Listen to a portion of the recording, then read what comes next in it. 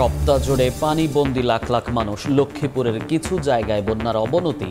সড়কের আশেপাশের মানুষ ত্রাণ পেলেও দুর্গম এলাকায় দুর্গতদের হাহাকার।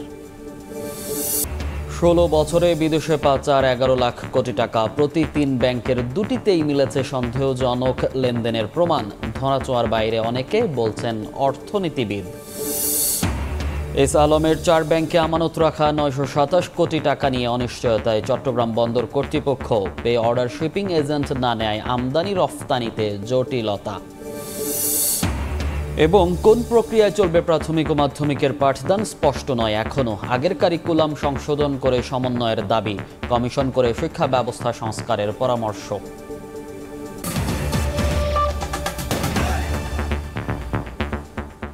সকালের সময় সঙ্গে আছি আমি মনির হোসাইন। সপ্তাহ জুড়ে পানিবন্দী লাখ লাখ মানুষ। লক্ষ্মীপুরের কিছু জায়গায় পানি বেড়েছে। ত্রাণের জন্য হাহাকার বাড়ছে বন্যার্ত মানুষের। দুর্গতদের অভিযোগ, সড়কের পাশের এলাকায় ত্রাণ বিতরণ হলেও পৌঁছাচ্ছে না দুর্গম এলাকায়। বিস্তারিত জানিয়েছেন আতাউর কাউসার। এই জায়গায় অন্তত 12টি ঘর আছে, যে 12টি ঘরের অন্তত 50 জন মানুষ গত 3 দিন আগেই ঘর ছেড়ে যেতে বাধ্য হয়েছেন, কারণ বন্যার পানি ক্রমেই বাড়ছে।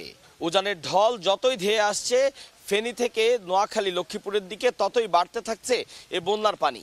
এখানকার মানুষ যারা এখনো পর্যন্ত আছেন তারা বলছেন গত 3 দিন আগেও এখানকার পানি আরো অর্ধেক পরিমাণ কম ছিল, যে পানি গত 2 দিনে বেড়ে অন্তত দ্বিগুণ হয়েছে। এবং এখনো যে পরিমাণ পানি আসছে তারা আশঙ্কা করছেন তারাও হয়তো আর বেশি সময় থাকতে পারবেন না তাদের ঘর বাড়িতে। চলে যেতে হবে কাছের কোনো আশ্রয় কেন্দ্রে অথবা পরিচিত কারো বাসায় যাদের বহুতল ভবন রয়েছে।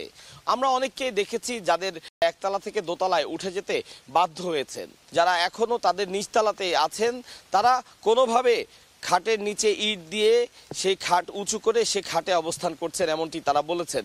ওই দিকের অবস্থা খুব খারাপ, একটু ভালো নাই। হাতারা পানি তো এককারি এতটুক মানজা পরিমাণ উঠে গেছে। সাদে আছে, এটা সাদে আছে, বুঝছেন? খুব কষ্টে আছি আমরা এক কথায়, বুঝছেন? আমাদের এদিকে কোনো প্রতিনিধি কেউ যায় না। তবে সবচেয়ে বেশি সমস্যা যেটি দেখা দিয়েছে সেটি হচ্ছে খাদ্যের অভাব। আশপাশের অনেকের সাথে আমরা কথা বলেছি, তারা বলেছেন যে আজ পর্যন্ত একজনও তাদেরকে ত্রাণ দিতে আসেননি। লক্ষ্মীপুর সদর উপজেলার জামিরতলির পূর্ব গোপিয়ারখিল এলাকার এই জায়গাটিতে আমি এই মুহূর্তে আছি। তারা বলছেন এখানের অধিকাংশ মানুষ একবারের জন্য ত্রাণ পাননি। অনেকেই আছেন যারা বাধ্য হয়ে আশপাশের কোনো বাসায় অবস্থান নিয়েছেন, কিন্তু খাদ্যের অভাবে আজ ৪-৫ কিলোমিটার হেঁটে এই পানির মধ্য দিয়ে তারা যাচ্ছিলেন বাজারে, যদি তাদের পরিবারের সদস্যদের মুখে কিছুটা হলেও শুকনো খাবার তুলে দেয়া যায়। কিন্তু অনেকেই আবার বাজারে গিয়ে ফিরে এসেছেন, কারণ কিছু কিছু জিনিসের দাম অন্তত দ্বিগুণ হয়েছে, এমনটি তারা অভিযোগ করছেন। তারা সরকারি এবং বেসরকারি যে সংস্থাগুলো আছে যারা এখনো পর্যন্ত ত্রাণ দিয়ে যাচ্ছেন, উদ্ধার কাজ পরিচালনা করছেন, তাদের কাছে আকুল আবেদন জানিয়েছেন অন্তত ত্রাণ দিয়ে হলেও বন্যা শেষ হওয়া পর্যন্ত তাদেরকে যেন বাঁচিয়ে রাখা হয়, না হলে খাদ্যের অভাবেই মারা যেতে হবে তাদের। ত্রাণ দেয় না, ত্রাণ এখন দিতে গেলে মনে করি এটা কাঠে একটা ছায়, কাঠের তো না থাকলে ত্রাণ দেয় না।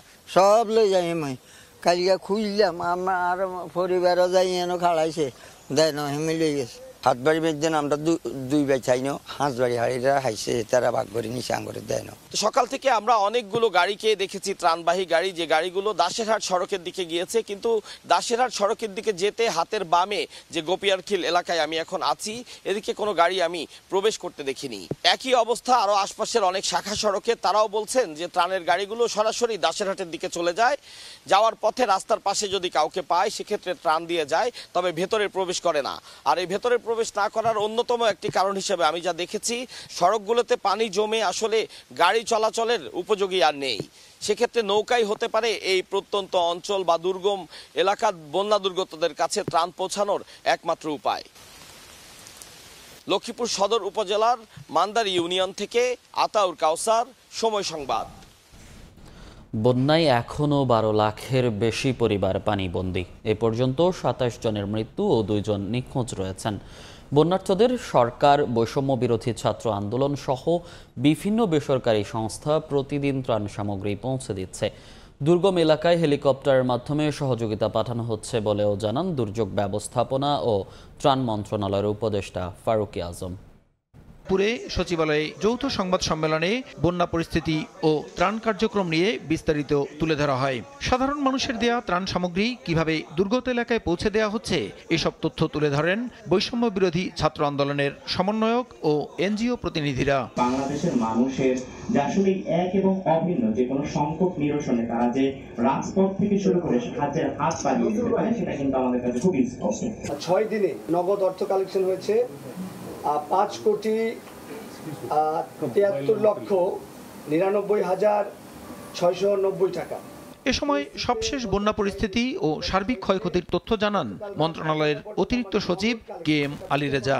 ক্ষতিগ্রস্ত লোকের সংখ্যা 56,19,375 জন, মৃতের সংখ্যা 27। পূর্বাঞ্চল এবং দক্ষিণ পূর্বাঞ্চলের অধিকাংশ জায়গাতেই পানি হ্রাস পাবে। এদিকে সরেজমিন ঘুরে দুর্গত এলাকার চিত্র তুলে ধরে দুর্যোগ ব্যবস্থাপনা ও ত্রাণ উপদেষ্টা জানান প্রত্যন্ত অঞ্চলে হেলিকপ্টারের মাধ্যমে ত্রাণ সামগ্রী পৌঁছে দেওয়া হচ্ছে। যে স্থান থেকে পানি নেমে যাচ্ছে সেই সমস্ত জায়গায় যাতে ত্রাণ পরিবহনের ব্যবস্থা করা যায় সেই উদ্যোগ গ্রহণ করেছে এবং অনেক ক্ষেত্রে যেখানে আরও দুর্গম এলাকা সেখানে সেনাবাহিনী এবং অন্যান্য বাহিনীরা হেলিকপ্টারের মাধ্যমে ত্রাণ পৌঁছাচ্ছে। বন্যা কবলিত প্রতিটি এলাকার ক্ষতিগ্রস্ত মানুষের জন্য পর্যাপ্ত ত্রাণ সামগ্রী মজুদ থাকার কথাও জানায় মন্ত্রণালয়। প্রসূন আশিস, সময় সংবাদ, ঢাকা। অন্তর্বর্তী সরকারকে আন্তর্জাতিক মঞ্চে সব সহায়তা দেওয়া হবে বলে জানালো রাশিয়া। এছাড়া বাংলাদেশের বন্যায় উদ্বিগ্ন দাবি করে যে কোনো সহায়তার জন্য প্রস্তুত রয়েছে বলে জানিয়েছে পাকিস্তান। এদিকে সৌদি আরবও বাংলাদেশে বড় পরিসরে বিনিয়োগ করতে আগ্রহী বলে প্রধান উপদেষ্টাকে জানিয়েছেন দেশটির রাষ্ট্রদূত। মঙ্গলবার রাষ্ট্রীয় অতিথি ভবন যমুনায় প্রধান উপদেষ্টা ডক্টর মোহাম্মদ ইউনূসের সঙ্গে সৌজন্য সাক্ষাৎ করেন রাশিয়া, পাকিস্তান এবং সৌদি আরবের কূটনীতিকরা। সরকার গঠনের পর এখন একে একে বিভিন্ন দেশের কূটনীতিকরা আলাদা করে দেখা করছেন অন্তর্বর্তী সরকারের প্রধান উপদেষ্টার সঙ্গে। মঙ্গলবার দুপুরে রাষ্ট্রীয় অতিথি ভবন যমুনায় প্রধান উপদেষ্টা ডক্টর মোহাম্মদ ইউনূসের সঙ্গে দেখা করেন বাংলাদেশে নিযুক্ত রাশিয়ার রাষ্ট্রদূত আলেকজান্ডার ম্যান্টিটস্কি। এ সময় দুই দেশের পারস্পরিক সম্পর্কের বিভিন্ন দিক নিয়ে আলোচনা করেন তারা। প্রধান উপদেষ্টা রাশিয়ার সঙ্গে বাণিজ্য বৃদ্ধি এবং রপ্তানি বাড়ানোর আহ্বান জানান। রাশিয়া বহির্বিশ্বে বাংলাদেশের নতুন সরকারকে সহায়তা করবে জানিয়ে ম্যান্টিটস্কি প্রধান উপদেষ্টাকে বলেন, রূপপুর পরমাণু বিদ্যুৎ কেন্দ্রের নির্মাণ কাজ চূড়ান্ত ধাপে। আশা করা হচ্ছে এখান থেকে 2025 সালেই বিদ্যুৎ উৎপাদন শুরু হবে। পরে একই জায়গায় প্রধান উপদেষ্টার সঙ্গে দেখা করেন ঢাকায় নিযুক্ত পাকিস্তানের হাইকমিশনার সাইদ আহমেদ মারুফ। তিনি জানান, বন্যায় বাংলাদেশের বিপর্যস্ত অবস্থায় পাকিস্তানের নাগরিকরা উদ্বিগ্ন। যে কোনো সহায়তায় ইসলামাবাদ প্রস্তুত বলেও প্রধান উপদেষ্টাকে জানান হাইকমিশনার। এছাড়া ভিসা সহজীকরণ এবং দুই দেশের সরাসরি ফ্লাইট চালুর উদ্যোগ নেয়ার অনুরোধও জানায় পাকিস্তান। ডক্টর মোহাম্মদ ইউনূস সৌজন্য সাক্ষাতে সার্ককে পুনরুজ্জীবিত করে সবার স্বার্থে ইউরোপীয় ইউনিয়নের মডেল দাঁড় করানোর ধারণা তুলে ধরেন। সবশেষ প্রধান উপদেষ্টার সঙ্গে দেখা করেন ঢাকায় নিযুক্ত সৌদি আরবের রাষ্ট্রদূত ইসা ইউসেফ ইসা আল দুহাইলান। সৌদিকে বাংলাদেশের গুরুত্বপূর্ণ অংশীদার উল্লেখ করে ডক্টর ইউনূস দেশটিতে বসবাস করা অনিবন্ধিত 69,000 বাংলাদেশের পাসপোর্ট নবায়নের ইস্যু নিয়ে আলোচনা করেন। বাংলাদেশের লজিস্টিক্স, সেবা খাত এবং নবায়নযোগ্য জ্বালানি খাতে সৌদি আরব বিনিয়োগে আগ্রহী বলে প্রধান উপদেষ্টাকে জানান দেশটির রাষ্ট্রদূত। দেবাশিস রায়, সময় সংবাদ, ঢাকা। সকালের সময় আরও থাকছে, কমে কিনে বেশি দরে ডিম বিক্রির ভুয়া রিসিট তৈরি, সিন্ডিকেট তৈরি করে দাম বৃদ্ধি ঠেকাতে মধ্যরাতে কারওয়ান বাজারে অভিযান, 20,000 টাকা জরিমানা। বছরে গড়ে 64,000 কোটি টাকা করে গত 16 বছরে পাচার হয়েছে 11 লাখ কোটি টাকা। দেশে প্রতি 3টি ব্যাংকের 2টিতেই সন্দেহজনক লেনদেনের প্রমাণ পেয়েছে দুদক। দেশ থেকে বিদেশে 1000 কোটি টাকা যাওয়ার তথ্য বাংলাদেশ ব্যাংকের কাছে থেকে লুকাচ্ছে সরকারি বেসরকারি ব্যাংকগুলো। অর্থনীতিবিদরা বলছেন, অর্থ পাচার দেশের মেরুদণ্ডকে ভেঙে দিচ্ছে। মার্জিয়া মোমোর রিপোর্ট। বছরে দেশ থেকে পাচার হয়েছে 11 লক্ষ কোটি টাকা। গড়ে বছরে পাচার হচ্ছে 64,000 কোটি টাকা। অথচ অর্থ পাচারের ঘটনায় করা মামলাগুলোর 95% নিষ্পত্তি হয়নি। আর পাচারকারী পালিয়ে যাওয়ার পর টনক নড়ছে দুদকের। এমন অবস্থায় প্রশ্ন জেগেছে, তবে কি শস্যের ভেতরেই ভূত? গ্লোবাল ফাইন্যান্সিয়াল ইন্টিগ্রিটির সাম্প্রতিক প্রতিবেদন অনুযায়ী আমদানি রফতানির সঙ্গে পাল্লা দিয়েই বাংলাদেশ থেকে বিদেশে বেড়েছে অর্থ পাচার। 2009 থেকে 15 সাল নাগাদ পাচারকারীরা দেশ থেকে 5,392 কোটি টাকা ও 2016 সাল থেকে 20 সাল নাগাদ 3,20,000 কোটি টাকা বিদেশে পাচার করে। এইসব টাকা পাঠানো হয় যুক্তরাষ্ট্র, সংযুক্ত আরব আমিরাত, যুক্তরাজ্য, সিঙ্গাপুর, কানাডা, মালয়েশিয়া সহ 10টি দেশে। দুর্নীতি দমন কমিশন বলছে এসব টাকা পাচার হয়েছে দেশের সরকারি ও বেসরকারি ব্যাংকগুলোর মাধ্যমে। গড়ে প্রতি 3টি ব্যাংকের 2টিতেই সন্দেহজনক লেনদেনের প্রমাণ মিলেছে। সরকারি ব্যাংকও আছে, বেসরকারি ব্যাংকও আছে। বাংলাদেশের যতগুলো এক্সিস্টিং ব্যাংক আছে তার 2/3 ব্যাংকই সন্দেহজনক লেনদেনের এলিগেশন আছে। দেশের অর্থনীতিকে ভঙ্গুর করে দেওয়ার জন্য অর্থ পাচারই এনাফ, আর কিছু লাগে না। সেখানে যদি অর্থ পাচার রোধ করা না যায়, ঠেকানো না যায়, সরকারের কাঠামোগুলো যদি অর্থ পাচার রোধ করতে না পারে, তাহলে এই কাঠামো থেকে লাভ কি? অর্থ পাচারের এই মহোৎসবকে অশনি সংকেত উল্লেখ করে বিশ্লেষকরা বলছেন, অর্থ পাচারকারীরা দেশের অর্থনীতির মেরুদণ্ডকে ভেঙে ফেলছে। অনেক বড় বড় ব্যক্তি বা গোষ্ঠী আছে যারা এই কাজগুলো করে থাকে এবং তার ধরাছোঁয়ার বাইরে থেকে যাচ্ছে। অর্থ পাচারের ঘটনায় দৃষ্টান্তমূলক সাজার কথা জানিয়ে 2022 সালে হাইকোর্টের একটি বেঞ্চ পাচারকারীদের গুলি করে শাস্তি দেওয়া উচিত বলেও মন্তব্য করেন। মার্জিয়া মুমু, সময় সংবাদ, ঢাকা। এসালম গ্রুপের 4টি সহ সমস্যা আক্রান্ত 5টি ব্যাংকে স্থায়ী আমানত হিসেবে রাখা 1200 কোটি টাকার ভবিষ্যৎ নিয়ে চরম অনিশ্চয়তায় পড়েছে চট্টগ্রাম বন্দর কর্তৃপক্ষ। এর মধ্যে এসালম গ্রুপের মালিকানাধীন 4টি ব্যাংকে আটকা পড়েছে 927 কোটি টাকা। সেই সঙ্গে এস আলমের অধীনে থাকা 8টি ব্যাংকের পে অর্ডার শিপিং এজেন্টগুলো গ্রহণ না করায় দেশের আমদানি রফতানি বাণিজ্যে নতুন করে জটিলতা সৃষ্টি হয়েছে। শাখত টিপুর ক্যামেরায় বিস্তারিত জানাচ্ছেন কমল দে। এসালম গ্রুপের মালিকানায় থাকা 4টি ব্যাংকের 21টি শাখায় 927 কোটি টাকার স্থায়ী আমানত রেখে চরম বেকায়দায় পড়েছে চট্টগ্রাম বন্দর কর্তৃপক্ষ। বারবার চিঠি দিয়েও ফেরত পাওয়া যাচ্ছে না বিপুল এই টাকা। এর মধ্যে ইউনিয়ন ব্যাংকের 11টি শাখায় 411 কোটি, সোশ্যাল ইসলামী ব্যাংকের 4টি শাখায় 212 কোটি, ফার্স্ট সিকিউরিটি ইসলামী ব্যাংকের 4টি শাখায় 190 কোটি এবং গ্লোবাল ইসলামী ব্যাংকের 2টি শাখায় 115 কোটি টাকা আটকা পড়েছে। দীর্ঘদিন ধরেই বন্দর কর্তৃপক্ষ এসব ব্যাংকে রাখা স্থায়ী আমানতের লভ্যাংশ বঞ্চিত হচ্ছিল। সে সাথে সাবেক ফার্মার্স ব্যাংক, বর্তমানে পদ্মা ব্যাংকের খাতুনগঞ্জ শাখার কাছে বন্দরের পাওনা রয়েছে 180 কোটি টাকা। এই অবস্থায় স্থায়ী আমানতের টাকা ফেরত দিতে ব্যাংকগুলোর কর্মকর্তাদের সাথে বৈঠক করে বন্দরের পক্ষ থেকে চিঠি দেওয়া হয়েছে। এই ব্যাংকগুলা আমরা ইতিমধ্যে চিঠি দিয়েছি আমানত ফেরত দেওয়ার জন্য। সেগুলোর মধ্যে আপনার গ্লোবাল ইসলামী ব্যাংক, ফার্স্ট সিকিউরিটি ইসলামী ব্যাংক, ইউনিয়ন ব্যাংক, সোশ্যাল ইসলামী ব্যাংক, এই কয়েকটা ব্যাংকের সাথে আমরা আজকে মিটিং করেছি এবং তাদেরকে আমাদের আমানতটা দ্রুত ফেরত দেওয়ার জন্য তাগাদা দিয়েছি। এদিকে এসালম গ্রুপের সমস্যা আক্রান্ত ব্যাংকগুলো নিয়ে দেশের আমদানি রপ্তানি বাণিজ্যে নতুন করে জটিলতা সৃষ্টি হয়েছে। বিশেষ করে শিপিং এজেন্টদের পাশাপাশি ফ্রেট ফরওয়ার্ডরা এই গ্রুপের 8টি ব্যাংকের প্রে অর্ডার গ্রহণ করছে না। এমনকি 21টি বেসরকারি অফডকও অলিখিতভাবে এসব ব্যাংকের প্রে অর্ডার বয়কট করছে। ফলে আমদানি পণ্যের এলসি খোলা কিংবা পণ্য ছাড় করার ক্ষেত্রে সৃষ্টি হচ্ছে দীর্ঘসূত্রিতার। পুরাতন প্রে অর্ডার ফেরত দিয়ে নতুন প্রে অর্ডারের জন্য ব্যাংক থেকে ব্যাংকে ঘুরছে ব্যবসায়ীদের পাশাপাশি সিএনএফ এজেন্টরা। অনেক সিএনএফ এজেন্টের একটি ব্যাংকে অ্যাকাউন্ট আছে, তিনি ওইখান থেকে পে অর্ডার করে নিয়ে গেছেন, নিয়ে যাওয়ার পরে আবার ওইটা ওনারা ব্যাক করে দিচ্ছেন, ফিরে এসে আবার এটা ব্যাংকে জমা দিয়ে আরেকটা ব্যাংকে ক্যাশ টাকা নিয়ে গিয়ে পে অর্ডার করতে হচ্ছে। এই করতে করতে 1-2 দিন বিলম্ব হচ্ছে। এমনিতেই পোর্ট কনজেস্টেড হয়ে আছে, ওনাদের এই কার্যক্রমটি আরও বিলম্ব করছে এই পণ্য খালাস এবং পরিবহনে। 5টা বা 6টা যে ব্যাংক আছে ওই ব্যাংকের পে অর্ডারগুলো ডিপোরা নিতে চাইছে না, যেহেতু এই পে অর্ডারগুলো নগদায়ন হচ্ছে না।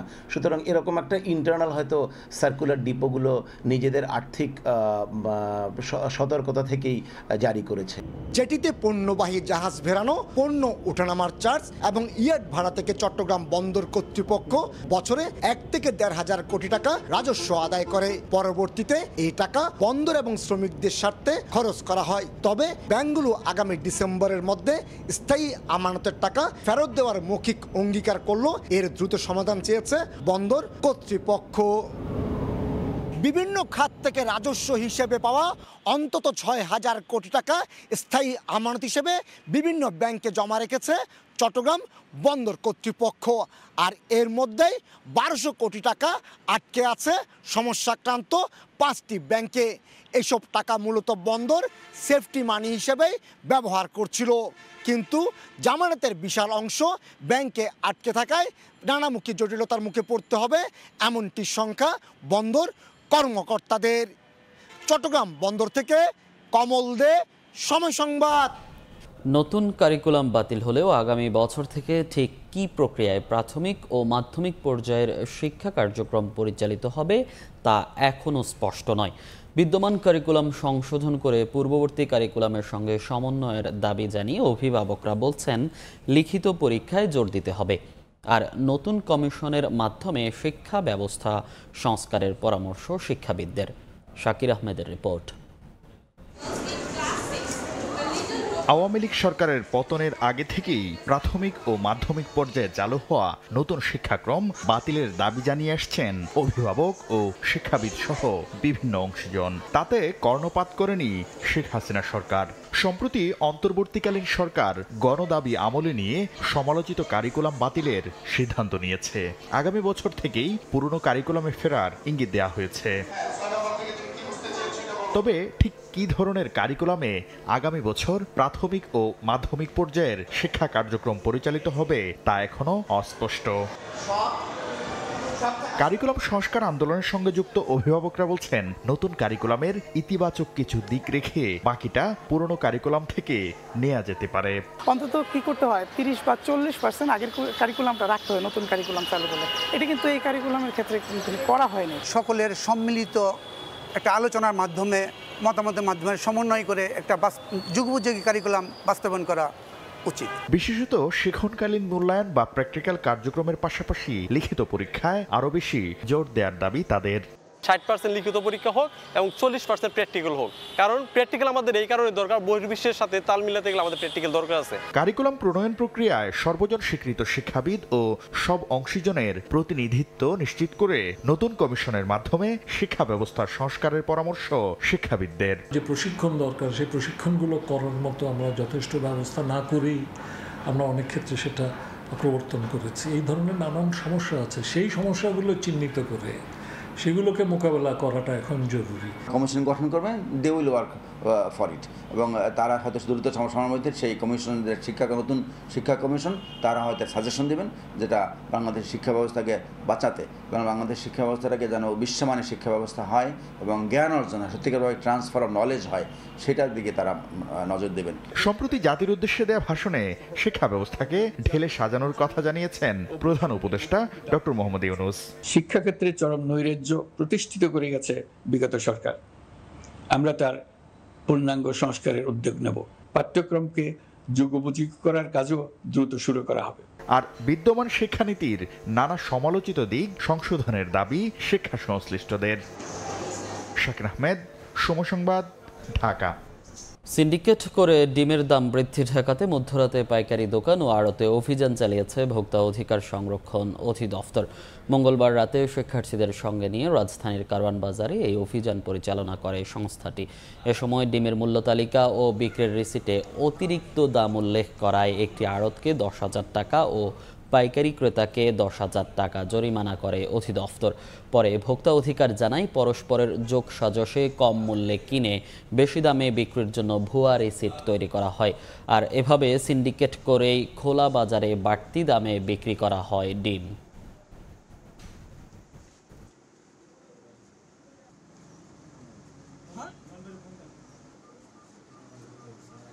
কারসাজির মাধ্যমে দাম বৃদ্ধি করা হচ্ছে, কারণ মূল্য তালিকা লেখা আছে যেটি, তার চেয়ে আমরা যেটি দেখলাম যে ক্যাশ মেমোতে বেশি দাম লেখা হয়েছে, এরকমভাবে ক্রয় করেছেন এবং ক্রেতা এবং বিক্রেতা উভয়ের সম্মতি এখানে ছিল, উভয়ের সম্মতিতেই, অর্থাৎ এই যে দামটা বেশি লিখে নিল এই খুচরা বিক্রেতা, উনি যখন তার দোকানে কোনো তদারকি টিম যাবে, তদারকি টিমকে ওনারা দেখাতে পারবেন যে দেখেন আমি বেশি দামে ক্রয় করেছি, এই জন্য বেশি দামে বিক্রি করছি।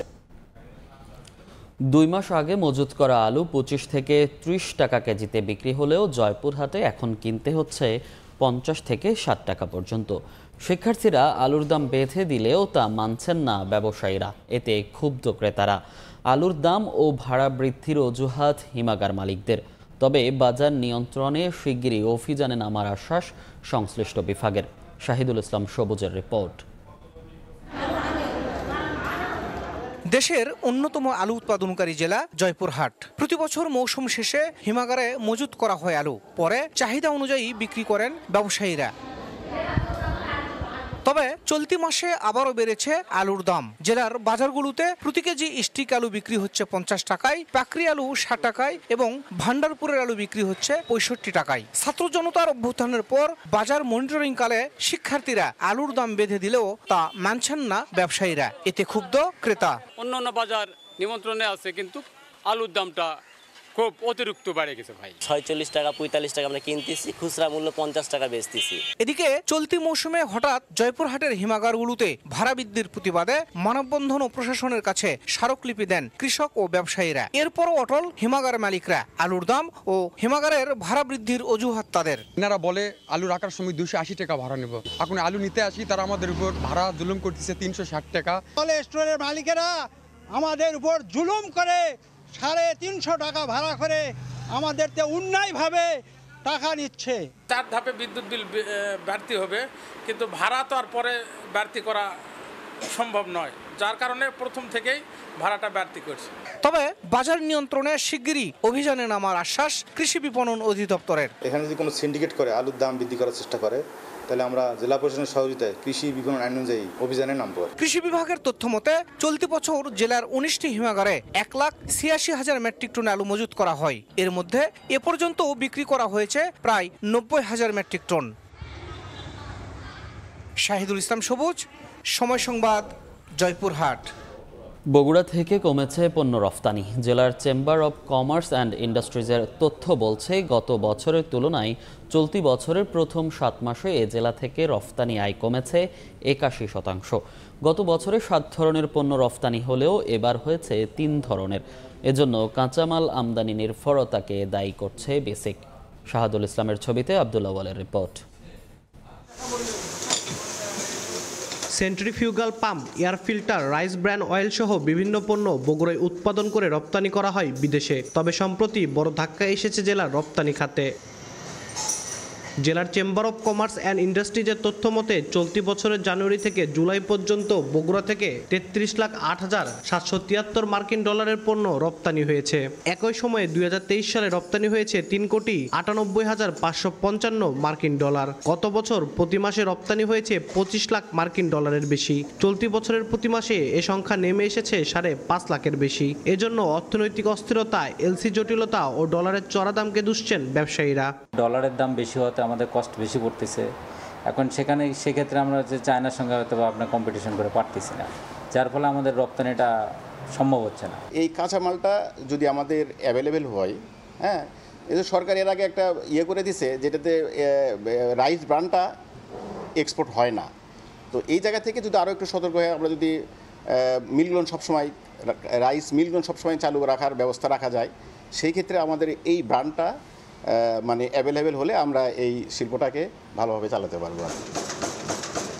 তবে এ পরিস্থিতির জন্য কাঁচামাল আমদানি নির্ভরতাকে দায়ী করছে বিসিক। অনেক কাঁচামাল আমাদের কিন্তু আমদানি নির্ভর, বিদেশ থেকে আনতে হয়।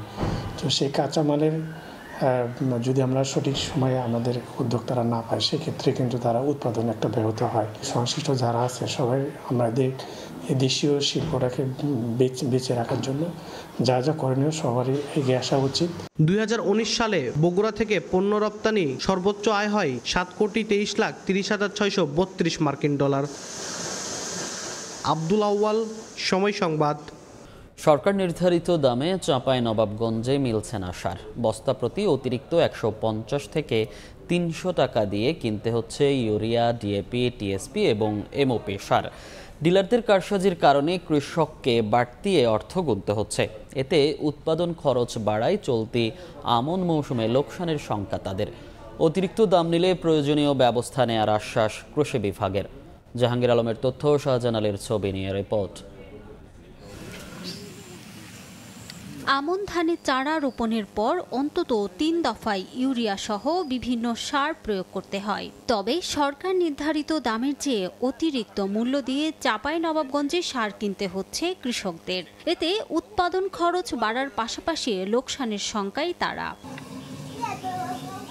সরকার নির্ধারিত বস্তা প্রতি ইউরিয়া ও টিএসপি সার 1350 টাকা, ডিএপি 1050 টাকা এবং এমওপি সারের মূল্য 1000 টাকা। কিন্তু ডিলার সিন্ডিকেটের কারণে প্রতি কেজি সারে অতিরিক্ত 3 টাকা গুনতে হচ্ছে কৃষকদের। আর বস্তা প্রতি বাড়তি খরচ হচ্ছে 150 থেকে 300 টাকা পর্যন্ত। কৃষকদের অভিযোগ, জমিতে সারের প্রয়োজন থাকায় বাধ্য হয়েই কিনতে হয় সার। সিন্ডিকেটের বিরুদ্ধে কঠোর আইনগত ব্যবস্থা নেওয়ার দাবি তাদের। ধানের দাম হলো 1200, এক বস্তা সাহারের দাম 1450। একজন কৃষক বলতে পারবে না যে ন্যায্য মূল্য পাচ্ছে। সরকারি নির্ধারিত দাম আমরা পাই না, নাহলে 100 টাকা বা 150 টাকা বেশি দিলেই তো আমরাকে। বাজার মনিটরিং বৃদ্ধি ও কৃষিতে সার ব্যবস্থাপনায় কৃষক প্রতিনিধিদের অংশগ্রহণ নিশ্চিত করার দাবি কৃষক নেতাদের। কৃষকদের প্রতিনিধিদেরকে সম্পৃক্ত করা, যারা আসলে তথ্যটা তুলে ধরতে পারবে এবং এই ধরনের ক্রাইসিসগুলো যেন না হয়, সরকার যেন ভর্তুকি দেওয়ার পরে যেন প্রশ্নবিদ্ধ না হন। অতিরিক্ত দাম নিলে ভ্রাম্যমাণ আদালত পরিচালনা করে প্রয়োজনীয় ব্যবস্থা নেওয়ার আশ্বাস কৃষি বিভাগের। যারা দীর্ঘ সময়ের জন্য সারটা নেয় বাকিতে, সেই জায়গায় কিন্তু কিছু তারা বেশি ধরে রাখে, এই অভিযোগটা করে তাদের। আমার কাছে জানা মতে এতটুকু, আমার জানা মতে যত জায়গায় যে কিছু কৃষক বলে যে সার দাম বেশি চাইতেছে, কিছু জায়গায় আছে অভিযোগ, এটা কিন্তু খুচরা বিক্রেতা পর্যায়ে। আপনি যেহেতু বলছেন, আমি এটা ডিসি মহোদয়ের কাছে উপস্থাপন করে মোবাইল কোর্টের জন্য আমি কিছু ব্যবস্থা করতে হবে। এটা চাঁপাইনবাবগঞ্জে চলতি মৌসুমে 54,375 হেক্টর জমিতে আমন ধানের আবাদ হয়েছে। সময় সংবাদ, চাঁপাইনবাবগঞ্জ। বন্ধের পথে রাজশাহী নগরের 5টি ফ্লাইওভার নির্মাণ কাজ। আওয়ামী লীগ সরকার পতনের পর থেকেই লাপাত্তা ঠিকাদারি প্রতিষ্ঠানগুলো।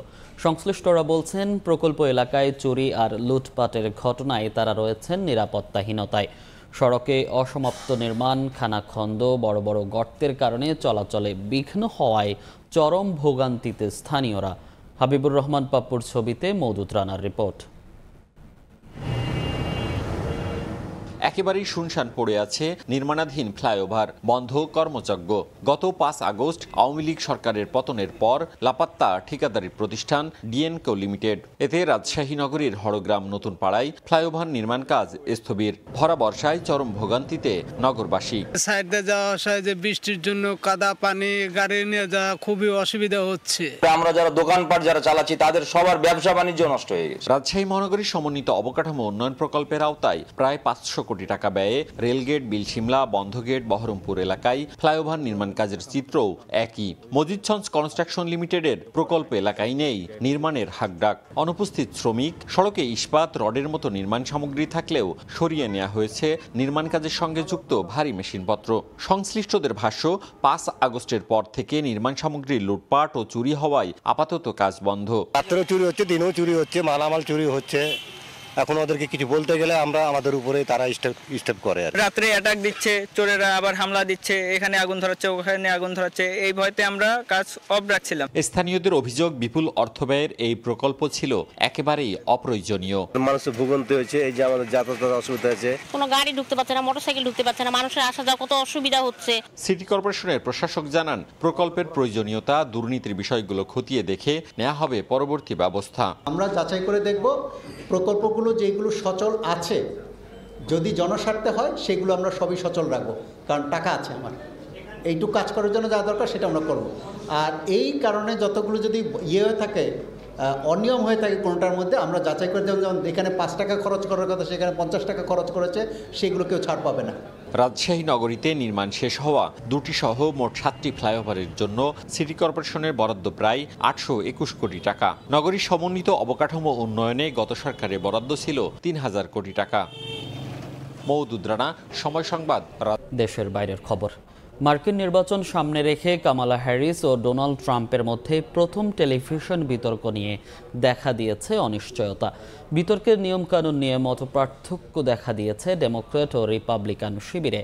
শর্ত পূরণ না হলে 10 সেপ্টেম্বরের বিতর্কে অংশ নেবে না বলে হুঁশিয়ারি দিয়েছেন ট্রাম্প। এদিকে মঙ্গলবার ট্রাম্পের বিরুদ্ধে ক্যাপিটাল হিলে হামলার নতুন অভিযোগ দায়ের করেছেন বিশেষ কৌশলী জ্যাক স্মিথ। যুক্তরাষ্ট্র থেকে হাসানুজ্জামান সাকির রিপোর্ট।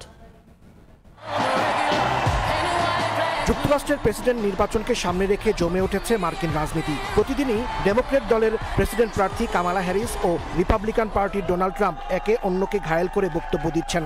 এর মধ্যেই দুই প্রতিদ্বন্দ্বী প্রার্থীর মধ্যে পরবর্তী প্রেসিডেন্ট বিতর্ক নিয়ে দেখা দিয়েছে অনিশ্চয়তা। যুক্তরাষ্ট্রের নির্বাচনে প্রার্থীদের মধ্যে আনুষ্ঠানিক বিতর্ক দীর্ঘদিনের প্রচলিত রেওয়াজ। এই বিতর্ক মার্কিন নির্বাচনে গুরুত্বপূর্ণ ভূমিকা রাখে।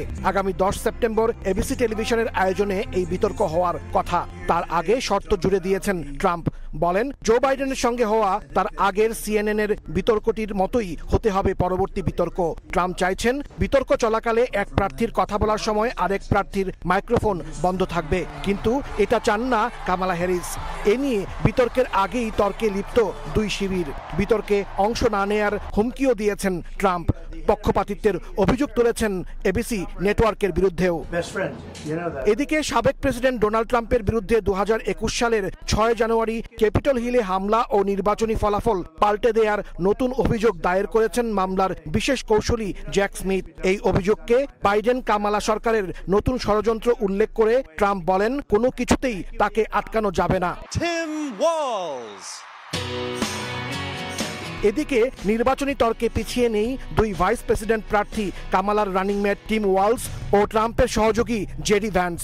স্বাস্থ্য ব্যবস্থা ও নারীদের গর্ভধারণ ইস্যুতে কামালা ও টিম ওয়ালস মিথ্যাচার করছেন বলে অভিযোগ ট্রাম্পের রানিং মেট ভ্যান্সের। হাসানুজ্জামান সাকি, সময় সংবাদ, যুক্তরাষ্ট্র। বাংলাদেশে ছাত্র জনতার আন্দোলনের সমর্থনে সম্প্রতি বিক্ষোভ করেন মালদ্বীপে বসবাসরত প্রবাসী বাংলাদেশিরা। পরে দেশটির ভিসা আইন লঙ্ঘনের অভিযোগে দ্রুত তাদের নিজ দেশে পাঠানোর ঘোষণা দেন দেশটির স্বরাষ্ট্রমন্ত্রী। তবে বিক্ষোভে অংশগ্রহণকারী প্রবাসীদের নিজ দেশে ফেরত না পাঠানোর অনুরোধ জানিয়েছে বাংলাদেশ হাইকমিশনার। খন্দকার ওমর ফারুকের তথ্য ছবি নিয়ে বিস্তারিত। গেল 19 জুলাই বাংলাদেশের ছাত্র জনতার আন্দোলনের প্রতি সংহতি জানিয়ে বিক্ষোভে অংশ নেন মালদ্বীপে বসবাসরত প্রবাসী বাংলাদেশিরা। দেশটির ভিসা আইন লঙ্ঘনের অভিযোগে দ্রুত তাদের নিজ দেশে পাঠানোর ঘোষণা দেন মালদ্বীপের স্বরাষ্ট্রমন্ত্রী। তার এমন সিদ্ধান্তে উদ্বেগ প্রকাশ করে দেশটির কয়েকটি মানবাধিকার সংস্থা। তবে সম্প্রতি মালদ্বীপের স্বরাষ্ট্রমন্ত্রীর সঙ্গে এক গুরুত্বপূর্ণ বৈঠক করেন বাংলাদেশ হাইকমিশনার। অনুরোধ করেন আন্দোলনে অংশ নেওয়া প্রবাসীদের দেশে ফেরত না পাঠানোর।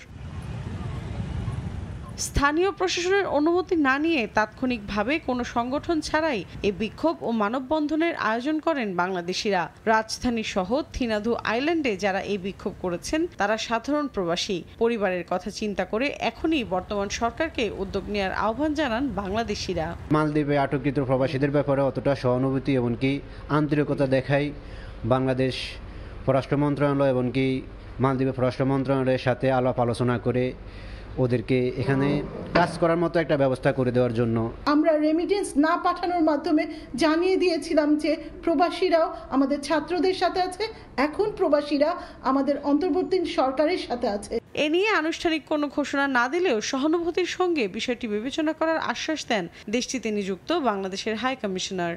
আনঅফিশিয়ালি আমি বলছি ইনশাল্লাহ বিষয়টি সহানুভূতির সাথে দেখা হবে এবং আমি আশাবাদী যে তাদেরকে আর ফেরত পাঠানো হবে না। মালদ্বীপের সঙ্গে বাংলাদেশের দীর্ঘদিনের বন্ধুত্বপূর্ণ সম্পর্ক, তাই প্রবাসীদের বিক্ষোভের বিষয়টি দ্রুত দুই দেশের সমাধানের চেষ্টা চালানো উচিত বলে মনে করেন সংশ্লিষ্টরা। সময় সংবাদ, মালদ্বীপ। তার খবর, সাফ অনূর্ধ্ব-20 ফুটবল চ্যাম্পিয়নশিপের ফাইনালের মহারণে আজ স্বাগতিক নেপালের মুখোমুখি হবে বাংলাদেশ। স্বাগতিকদের শক্ত প্রতিপক্ষ মানলেও আসরে প্রথমবারের মতো শিরোপা জয় করেই দেশে ফেরার লক্ষ্য ফুটবলারদের। ইনজুরি ও কার্ডের কারণে একাদশে পরিবর্তনের কথা জানিয়েছেন কোচ মারুফুল হক। বাংলাদেশকেও হালকাভাবে দেখছে না নেপাল। আনফা কমপ্লেক্সে ম্যাচ শুরু হবে বেলা 2:45টায়। সোনালী এই ট্রফিটা বড় আরাধ্য বাংলাদেশের যুবাদের কাছে। 3 বার শিরোপার কাছে গিয়েও হাতছাড়া হয়েছে অনূর্ধ্ব-20 সাফের ট্রফি। চতুর্থবারের চেষ্টায় আর ভুল নয়, ট্রফি নিয়ে বদলে যাওয়া বাংলায় ফেরার লক্ষ্য লাল সবুজদের। শিরোপার মঞ্চে প্রতিপক্ষ নেপাল। হিমালয় জয় করার স্বপ্নের পালে হাওয়া দিচ্ছে আসরের 3 বারের চ্যাম্পিয়ন ভারতকে সেমিফাইনালে হারানোর আত্মবিশ্বাস। ভারতকে হারানোর পর বদলে গেছে বাংলাদেশ দলের মনোবল। গ্রুপ পর্বের শেষ ম্যাচে এই নেপালের কাছে হেরেছিল যুবারা। 2017 সালের ফাইনালেও হৃদয়ে রক্তক্ষরণ হয়েছিল নেপালের কারণেই। এবার ফাইনালে সব হিসেব চুকানোর পালা। সেমিফাইনালে আঘাত পাওয়ায় আসর শেষ নিয়মিত গোলরক্ষক শ্রাবণের। তার জায়গায় বদলি হয়ে মাঠে নেমে এরই মধ্যে নিজের বীরত্ব দেখিয়েছেন আসিফ। ফাইনালেও গোল পোস্টের নিচে থাকছেন তিনি। কার্ডের কারণে ফাইনালে খেলতে পারবেন না ডিফেন্ডার কামাচাই মার্মা। রিকভারির জন্য পর্যাপ্ত সময় না পেলেও ফাইনালে তা কাটিয়ে ওঠার লক্ষ্য কোচ মারুফুলের। নেপালকে শক্ত প্রতিপক্ষ মানলেও পরিকল্পনা অনুযায়ী পারফর্ম করবে দল, আশা তার। নেপালের প্রতি আমার অনেক রেসপেক্ট আছে। তাদের অনেক স্কোয়াডটা ভালো, তারা এখানে বড় হয়েছে, এই মাঠে তারা খেলে বড় হয়েছে এবং তাদের উইঙ্গারগুলো ফাস্ট। সবকিছু কনসিডারেশনে রেখে আমরা যদি আমাদের প্লেয়ারদেরকে যদি তাদেরকে ফুল ফিট অবস্থায় মাঠে রাখতে পারি এবং প্ল্যান অনুযায়ী খেলতে পারে, তাহলে ইনশাল্লাহ আমরা ট্রফি নিয়ে দেশে ফিরতে পারবো। তীরে এসে তরি ডোবাতে চান না অধিনায়কও। দলগত চেষ্টায় শিরোপা জিততে চান তিনি। টিম হিসাবে খেলতেছে, তারা একটু আলাদা একটা অ্যাডভান্টেজ আছে তাদের। তারা সাপোর্টারদের অ্যাডভান্টেজ পাবে, মাঠের অ্যাডভান্টেজ সবকিছু তারা এখানে প্র্যাকটিস করছে। তারা ভালো টিম। তারপর ইনশাল্লাহ আমরা আমাদেরটা দেখাবো। সেমিফাইনালে ভারতকে হারানোয় বাংলাদেশকে এখন আর হালকাভাবে দেখছে না নেপালও। বাংলাদেশ প্রমাণ করেছে তারা কতটা শক্তিশালী। ওরা শিরোপা জয়ের জন্য মরিয়া হয়ে খেলবে, আমাদেরও সে অনুযায়ী তৈরি থাকতে হবে। 2022 সালের সেপ্টেম্বরে এই নেপাল থেকেই নারী সাফের ট্রফি নিয়ে ফিরেছিল সাবিনারা। আসিফ পিয়াসদের চাওয়া শিরোপা জিতে অস্থির ক্রীড়াঙ্গনে স্বস্তি উপহার দেয়া। পারভিন আক্তার, সময় সংবাদ। হত্যা মামলায় ক্রিকেট বোর্ডকে পাশে পাচ্ছেন সাকিব আল হাসান। তাকে সব ধরনের আইনি সহযোগিতা দেওয়ার আশ্বাস দিয়েছে বিসিবি। শোনা যাচ্ছে লিগ্যাল নোটিশের জবাবে জানানো হয়েছে খেলা চালিয়ে যেতে পারবেন এই অলরাউন্ডার। তবে পাকিস্তানের বিপক্ষে টেস্ট সিরিজ শেষে দেশে ফিরছেন না সাকিব। কাউন্টি খেলতে সরাসরি ইংল্যান্ড পাড়ি জমাবেন তিনি। দেশের ক্রীড়াঙ্গনের সবচেয়ে আলোচিত ব্যক্তি সাকিব আল হাসান। বিভিন্ন সময় বিভিন্ন কর্মকাণ্ড দিয়ে খবরের শিরোনাম হয়েছেন এই অলরাউন্ডার। তবে এবার গুরুতর অভিযোগ আনা হয়েছে দেশের ক্রিকেটের পোস্টার বয়ের বিরুদ্ধে। আওয়ামী লীগের সাবেক সংসদ সদস্য সাকিবের বিরুদ্ধে হয়েছে হত্যা মামলা। এই মামলা মাথায় নিয়ে রাওয়ালপিন্ডি টেস্ট খেলেছেন সাকিব। হত্যা মামলার আসামি হওয়ায় তার দ্বিতীয় টেস্ট খেলা নিয়ে তৈরি হয় অনিশ্চয়তা।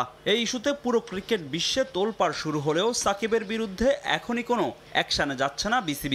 দুপুরে এক সাক্ষাৎকারে সাকিবের বিরুদ্ধে লিগ্যাল নোটিশ না পাওয়ার কথা জানান বিসিবির এক পরিচালক। আইনি কোনো নোটিশ পাওয়ার পর উনি বলেছেন, বাট এখন পর্যন্ত আমি জানা মতো কোনো আইনি কোনো কিছু বিসিবিতে এখনো পাইনি। পরে লিগ্যাল নোটিশ পেয়ে তার জবাব দেন বিসিবি সভাপতি। হত্যা মামলা থাকলেও সাকিবকে সব ধরনের আইনি সহযোগিতা দেওয়ার কথা জানান ফারুক আহমেদ। মামলা থাকলেও সাকিবের খেলা চালিয়ে যেতে নেই কোনো সমস্যা। সভাপতি থাকা অবস্থায় এদিকে পাকিস্তান সিরিজ শেষে দলের সঙ্গে দেশে ফিরছেন না সাকিব আল হাসান। বিসিবি থেকে সবুজ সংকেত পাওয়ায় কাউন্টি ক্রিকেট খেলতে পাকিস্তান থেকে সরাসরি ইংল্যান্ডে পাড়ি জমাবেন তিনি। আর ভারত সিরিজ দিয়ে দলের সঙ্গে আবারও যোগ দেওয়ার কথা আছে তার। 2023 ওয়ানডে বিশ্বকাপের ব্যর্থতার রিপোর্ট ক্রিকেট বোর্ডে জমা হলেও তা প্রকাশ করেনি বিসিবি। নতুন সভাপতি চাইলে তা জনসম্মুখে আনা হবে বলে জানান আকরাম খান। আমাদের ওয়ার্ল্ড কাপের মূল্যায়নটা পারফরমেন্স খারাপ ছিল, ওটার মূল্যায়ন করতে সেটা আমরা করেছি এবং সেটা আমরা বোর্ডকে জমা দিয়েছি। যেহেতু এখন নতুন বোর্ড আসছে, বোর্ড যদি সিদ্ধান্ত নেয় তাহলে অবশ্যই সেটা আপনার পেয়ে যাবেন। সকালের সময়ের শীর্ষ সংবাদগুলো জানিয়ে দিচ্ছি আরেকবার। সপ্তাহ জুড়ে পানিবন্দী লাখ লাখ মানুষ। লক্ষ্মীপুরের কিছু জায়গায় বন্যার অবনতি। সড়কের আশেপাশের মানুষ ত্রাণ পেলেও দুর্গম এলাকার দুর্গতদের হাহাকার। এবং ১৬ বছরে বিদেশে পাচার ১১ লাখ কোটি টাকা, প্রতি ৩ ব্যাংকের দুটিতেই মিলেছে সন্দেহজনক লেনদেনের প্রমাণ। ধরাছোঁয়ার বাইরে অনেকে, বলছেন অর্থনীতিবিদ।